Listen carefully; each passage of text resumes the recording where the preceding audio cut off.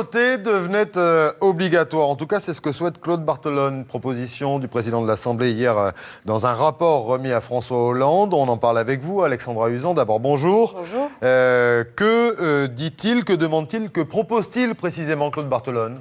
Alors, il propose de mettre en place le vote obligatoire et le but, bien évidemment, c'est de lutter contre l'abstention. Il faut dire que l'abstention a atteint des sommets lors des dernières élections départementales. Un électeur sur deux n'est pas allé voter.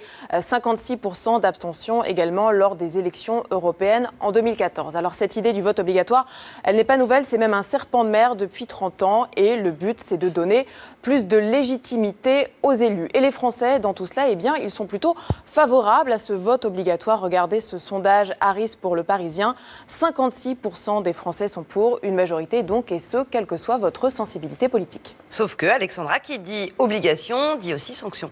Et oui, 54% des Français sont pour une sanction si vous n'allez pas voter. Les sanctions au choix, vous avez du travail d'intérêt général ou encore une amende. Alors maintenant, la question, c'est de savoir, est-ce que ça marche le vote obligatoire ? Alors, petite comparaison chez nos voisins européens. En Belgique, une amende entre 30 et 60 euros si vous n'allez pas voter et un taux d'abstention qui s'élève à 10% seulement.